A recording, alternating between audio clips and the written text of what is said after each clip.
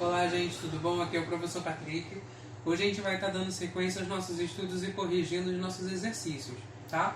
Hoje a gente vai corrigir os exercícios da página 112 até a página 115. Então vamos começar, tá bom? Lá na página 112, a gente vai começar com uma charge do Calvin, e ele está falando assim na charge dele. Quando eu crescer, eu não vou ler os jornais e não vou começar a seguir tópicos complexos, e eu não vou votar.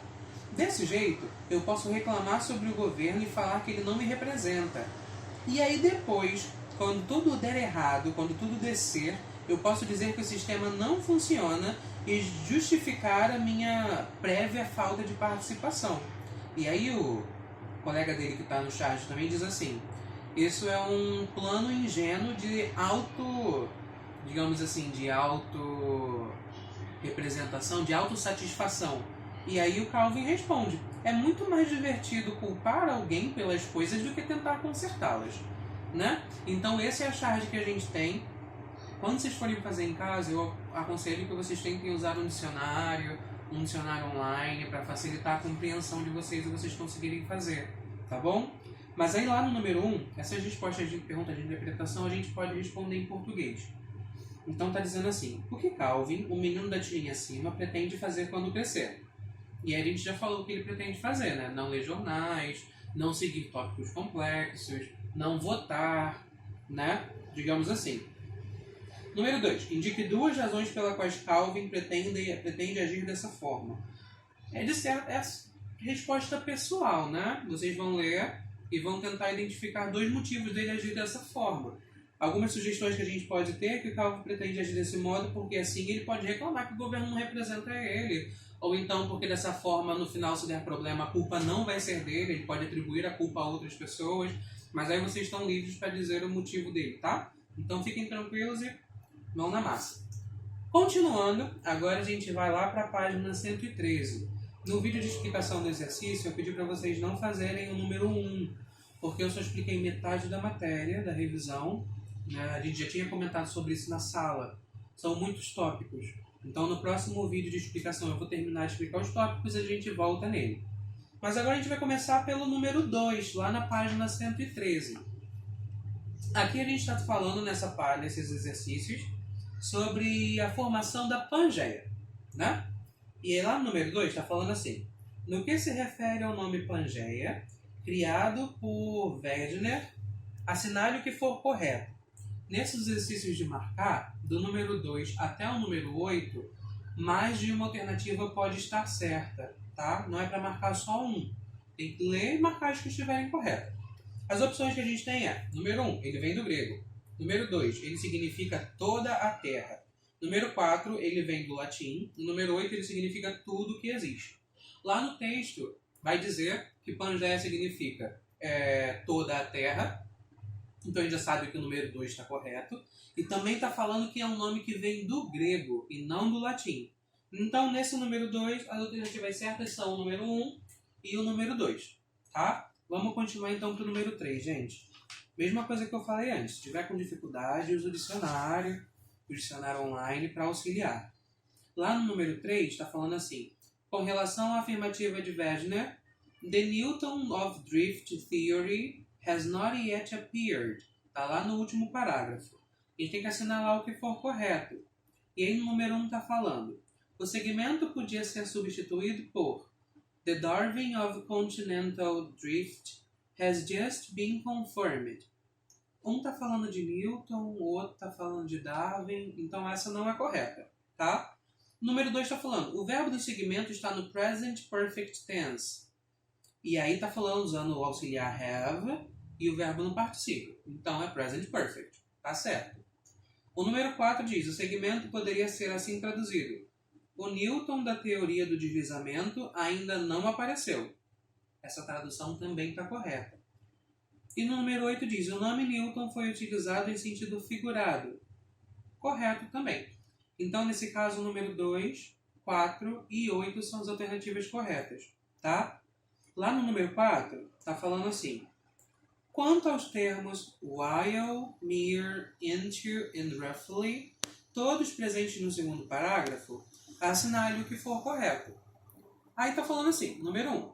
São respectivamente um advérbio, um adjetivo, uma conjunção e um advérbio.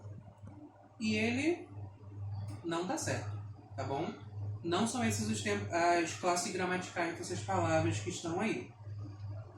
No número 2 está dizendo assim, poderiam ser traduzidos como enquanto, mero, em e aproximadamente.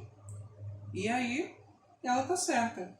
São traduções corretas dessas palavras, tá? A número 1 está errado porque essa palavrinha into não é uma conjunção como está dizendo. É uma preposição, tá bom? O número 4 está dizendo, são respectivamente uma conjunção, um adjetivo, uma preposição e um advérbio. Essa está correta, tá bom? Então o número 4 também está correto. O número 8 está dizendo, poderiam sem prejuízo do sentido ser substituídos por when, great, on e exactly. Errado. Um exemplo básico, por exemplo, a palavra do primeiro é while, que significa enquanto. E a outra, que está tentando substituir, é when, que significa quando. Então não são palavras de sentido parecido, são palavras distintas, tá? Lá no número 5 está dizendo, sobre Alfred Wegener, assinale o que for correto. Ele era um meteorologista alemão. Tá certo. Lá no texto eles falam sobre isso, logo no começo do texto. Número 2. Ele viveu vários anos na África do Sul e na Argentina. A gente não pode marcar essa como correta porque no texto não fala sobre isso, tá? Na número 4 está dizendo assim, ele afirmava que entre 250 e 200 milhões de anos atrás, os continentes começaram a se unir em um único gigantesco continente. Essa informação também não está correta de acordo com o texto. E o número 8 está dizendo, ele escreveu um livro intitulado A Origem dos Continentes e Oceanos. Essa está correta. Então, na número 5, as opções corretas são o número 1 e a número 8. Na número 6, com relação ao que nos informa o último parágrafo no texto, assinale o que for correto. Essa número 3 acaba sendo um pouco mais simples, porque todas essas afirmativas que vêm, elas estão de acordo com o que está escrito lá. Então, todas as alternativas do número 6 são corretas, tá? Indo para o número 7, a gente vai ter. Quanto ao que a teoria de Wegener significou para a comunidade científica de sua época, assinale o que for correto. Número 1. Para os paleontólogos, ela explicava a existência de fósseis de mesossauros tanto na África do Sul quanto no Brasil. Está correto, porque lá no texto ele vai falar sobre como os continentes eram juntos. Então, se naquela época viviam juntos os animais, faz sentido quando separou ficar metade dos fósseis de um lado e metade do outro. Número 2. Para os biólogos, ela esclarecia a presença de espécies relacionadas de animais e de plantas em terras separadas por oceano. Pelo mesmo motivo que a número 1 está correta, a número 2 também está correta. Número 4. Para os geólogos, ela mostrava que uma cadeia de montanhas da atual África do Sul já fez parte de outra que hoje se encontra na Argentina. Correta também pelo mesmo motivo, da separação. Número 8. Para os geógrafos, ela explica o mecanismo que provoca terremotos e maremotos. Essa informação não está lá presente no texto, então ela também não é uma informação correta, tá? Para terminar as perguntas sobre aquele texto, nós temos o número 8. Com relação aos segmentos verbais had failed e would have driven, presentes na segunda sentença do quarto parágrafo, assinale o que for correto. Número 1. Eles poderiam ser substituídos por intended e should have done. Não está certo, tá? Primeiro que had failed significa tipo algo como falhou. E intended é pretendeu. Então não faz nem sentido essa comparação. Número 2 está dizendo assim, eles poderiam ser substituídos por had not been able e would have caused, respectivamente. Essa é perfeita. Had not been able seria tipo não conseguiu e falhou daria tipo algo, um significado parecido. E would have caused seria algo de teria causado e também é semelhante a would have driven, que seria teria levado. Então essas número 2 está corretíssima. A número 4 está dizendo que eles poderiam ser traduzidos por falhou e deveria provocar, respectivamente. Errado. Falhou está certo, deveria provocar não faz sentido. Número 8. Eles poderiam ser traduzidos por falhara e teria impulsionado, respectivamente.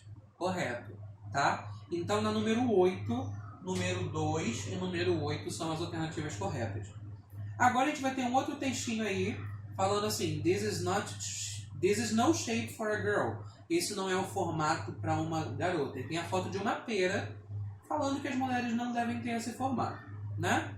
E aí tá falando, nessas questões agora, a gente tem que marcar a alternativa correta.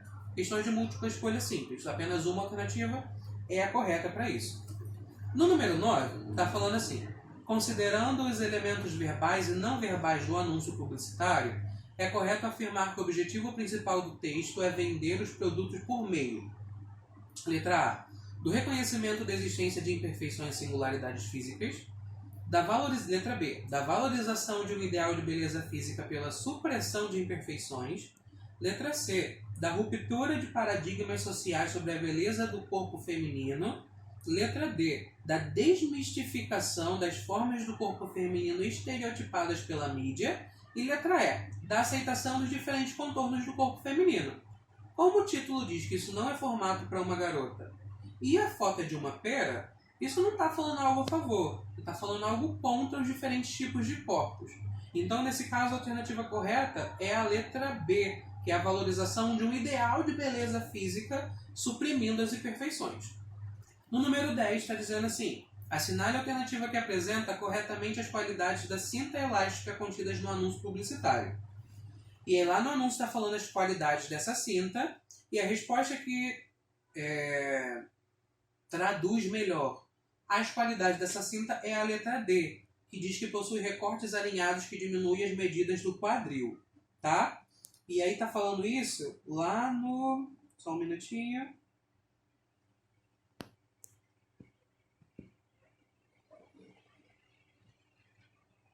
Lá no terceiro parágrafo tá falando essa parte, tá bom? E para terminar nosso exercício, a gente tem o número 11. Em relação à exploração da preocupação social com o ideal de padrão físico subentendido no anúncio publicitário, considere as afirmativas a seguir. Número 1. Concentrate doesn't squash here like a heavy girdle. Número 2. Girls with too much bottom and too little top, Warners can reshape here. Número 3. They are lined up to help you where you need help most. E número 4. All of a sudden you've got a proportionate body and your clothes fit better. E aí a gente tem as alternativas aí, porém as alternativas corretas são a 2, 3 e 4. Na 2 está falando que garotas com muito quadril e pouco peitoral, né? A Warner, que é essa cinta, pode remodelar vocês. Então é de acordo com o que está lá na propaganda. A número 3 está falando assim, elas são lineares para ajudar você onde você precisa de mais ajuda. Então também está falando isso lá na propaganda, que vai dar o formato que a propaganda diz que é o correto. E no número 4, dizendo assim, de repente você consegue um corpo proporcional e as suas roupas se encaixam melhor. É o que essa cinta, né, diz que acontece. Então a número 11 correta é a letra E. Então, gente, ó, depois disso a gente vai ter os exercícios para casa. Eu preciso que vocês leiam o próximo texto que a gente tem e os outros textos também e respondam os exercícios que forem referentes a eles, tá? Sobre o para casa, que vão até a página 118 até a página 119, para dizer melhor, tá bom? Então depois a gente vai ter um próximo vídeo onde eu vou estar terminando de explicar aquela matéria e corrigindo todo o restante desses exercícios, tá bom? Então eu espero que vocês tenham entendido e mais pra frente a gente vai tendo outros encontros para tirar as próximas dúvidas que a gente pode vir a ter. Tá bom, gente? É isso aí, um abraço e continuem estudando, tá bom?